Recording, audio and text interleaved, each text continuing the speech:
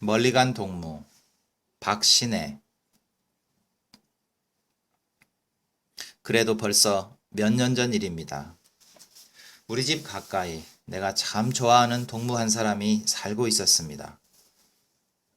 그의 이름은 응칠이라고 부르는데 나이는 그때 12살인 나와 동갑이었고 학교도 나와 한 반으로 5학년 1조였습니다. 이 응칠 군이야말로 씩씩하고도 용기 있는 부쩍 좋은 동무였습니다. 응칠군의 아버지는 고기 장사를 하는데 사흘만큼 한 번씩 열리는 장날마다 고기 뭉치를 지고 가서 팝니다. 그의 어머니는 날마다 집에서 일을 하기도 하고 어떤 때는 남의 집에 가서 빨래도 해주고 또 농사철에는 남의 밭도 매주고 모두 심어준답니다. 그리고 그의 동생은 10살짜리 계집아이 순금이하고 7살짜리 응팔이, 3살 되는 응구하고 도합 셋이었는데 순금이는 날마다 노는 사이 없이 어머니 일을 거들어서 참 부지런한 것 같습니다만 거의 날마다 그의 어머니에게 얻어맞고 단모퉁이에서 울고 있었습니다. 응팔이는 응구를 업고 길가에 나와 놀다가 무거우면 그냥 땅바닥에 응구를 내려놓고 저는 저대로 놀고 있으면 응구는 코를 젤젤 흘리며 흙투성이가 되어 뎁다 소리를 질러 울기를 잘했습니다. 응칠이는 그래도 한날도 빠지지 않고 학교에 잘 다녔습니다. 공부는 나보다 조금 나을까요? 평균점은 꼭 같이 갑이었으니까요. 응칠이는 마음도 좋고 기운도 세고 한 까닭에 우리 반 생도뿐만 아니라 아무하고도 잘 놀았습니다. 아이들이 싸움을 하면 반드시 복판에 뛰어들어가서 커다란 소리로 웃기고 떠들고 하여 싸움 중재를 일수 잘해주기도 했습니다. 그러나 선생님에게는 거의 날마다 꾸지람을 받았습니다. 왜 월사금을 가져오지 않느냐? 왜 습자지를 가지고 안 왔느냐?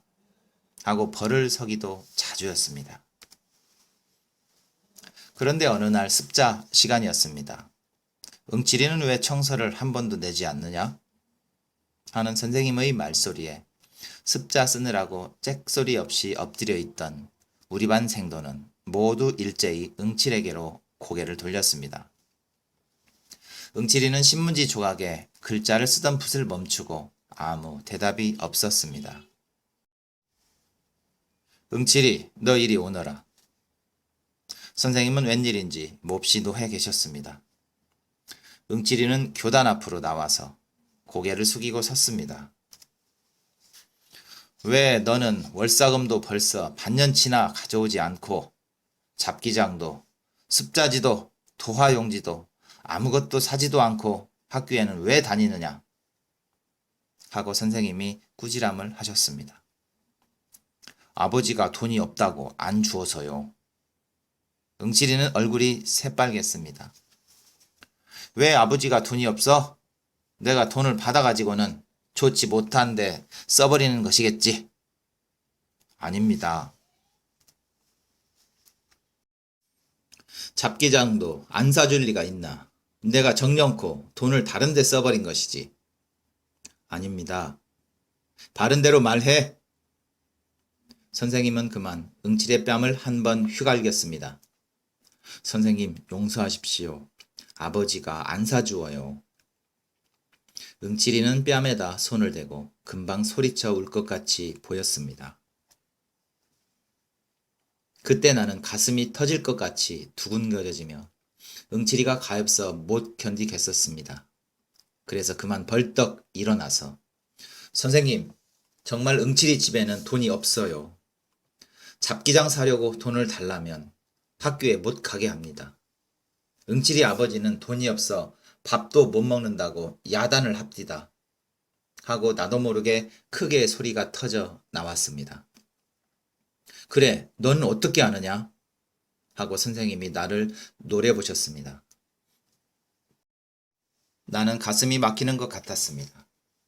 처음 응칠이를 학교에 보낼 때는 응칠이 아버지도 돈벌이가 좋으셨는데 응칠이가 4학년 때부터는 돈벌이가 조금도 없었으므로 그의 아버지는 응칠이도 학교를 그만두고 집에서 무슨 일이라도 하라고 했습니다.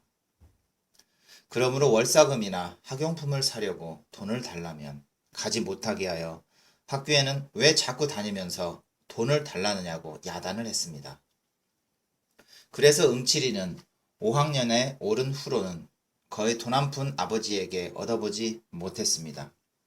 돈을 달라면 학교에 못 가게 하고 돈 없이 월사금도 바치지 못하니 선생님이 꾸지람을 하시고 정말 응칠의 사정은 딱했습니다. 나는 이 모든 사정을 잘 알고 있었으므로 응칠이가 무척 가엾었습니다. 그러나 그 후 얼마 되지 않아서 응칠이는 그만 학교에 오지 않았습니다. 그런데 어느 날입니다. 그날도 나는 형님이 사다 주신 잡지책과 그림책을 들고 어서 응칠에게 갖다 보이려고 집을 나섰습니다. 막 대문을 나서 응칠이 집에 가는 편으로 5발자국도 못 걸어갔을 때 웬일입니까? 응칠이가 담 모퉁이에 붙어 서서 우리 집 대문을 엿보고 있지 않습니까? 나는 어떻게 반가운지 너 우리 집에 놀러 오는 길이냐? 하고 곁으로 달려갔습니다. 웬일인지 응칠이는 몹시 기운이 없어 보였습니다. 요즘은 저희 아버지가 아주 돈벌이를 못해서 밥을 못 먹나 보다 하는 생각이 들었습니다. 그래서 나는 응칠이 어깨를 잡고 우리 집으로 가자고 끌었습니다. 아니, 너희 집에는 안 간다. 응칠이는 나의 팔을 뿌리쳤습니다. 왜 문간까지 와서 안 들어갈 테냐? 이것 봐라. 이것 형님이 사다 주신 건데 너하고 같이 읽자꾸나. 아니, 응칠이는 그렇게 좋아하는 잡지와 그림을 보고도 기뻐하지 않았습니다. 나는 이제 너하고 같이 놀지 못한단다.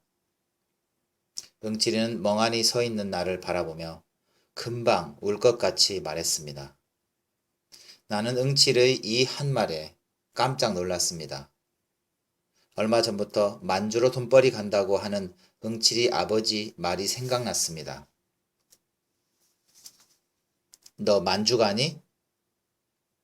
응칠이는 대답 대신 머리를 끄덕였습니다.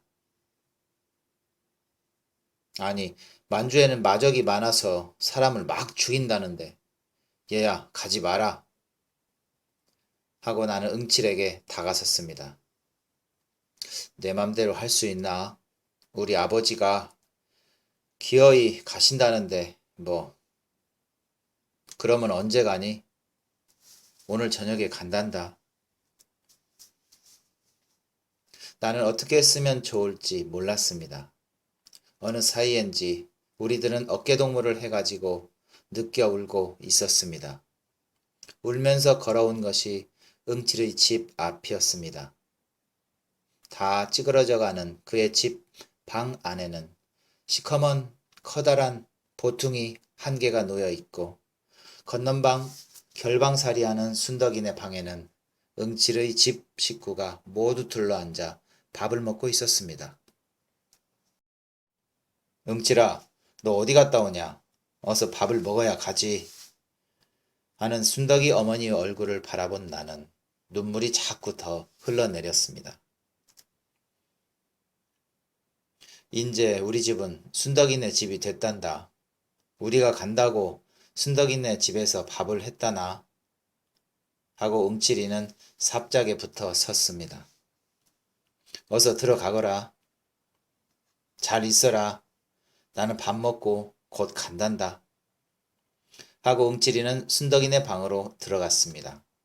나는 얼른 눈물을 씻고 집으로 달려와서 어머니를 보고 응칠의 이야기를 했습니다. 그리고 돈을 좀 주어서 응칠의 아버지가 만주에 가지 않더라도 돈벌이 할 수 있도록 하자고 떼를 써 보았습니다마는 어머니에게 무척 꾸지람만 듣고 집을 쫓겨났습니다. 나는 하는 수 없이 정거장 가는 길인 서문거리에서 응칠이 집 사람이 오기를 기다렸습니다. 이윽고 커다란 짐을 진 응칠이 아버지와 응구를 업은 어머니, 아무것도 가지지 않은 응팔이, 보퉁이를 들린 순금이, 또 조그만 괴짝을 걸머진 응칠이가 순덕 어머니 아버지와 함께 걸어갔습니다. 너 여기서 뭐하니? 잘 있거라. 인제 언제나 또 만나게 되니? 하며 제일 앞선 응칠이의 어머니가 나를 보고 말했습니다. 나도 제일 뒤에 떨어져 가는 응칠이의 뒤를 따라 걸었습니다. 어서 돈벌이 하거든 돌아오너라. 또 같이 학교에 다니게, 응? 하며 나는 응칠이가 짊어진 궤를 만졌습니다. 이 궤 속에는 내 책이 들어있단다. 만주 가서도 틈만 있으면 공부할 터이다. 하고 응칠이는 힘있게 말했습니다. 나도 가슴속으로 어서 공부를 해서 훌륭한 사람이 되어 응칠이와 다시 만나게 될 터이다 하고 굳게 결심했습니다. 자, 그만 들어가소. 벌써 서문 고개를 넘었으므로 응칠이의 아버지는 돌아서 순덕이네를 보고 하직했습니다. 그러면 잘들 가소. 죽지만 않으면 다시 만나리.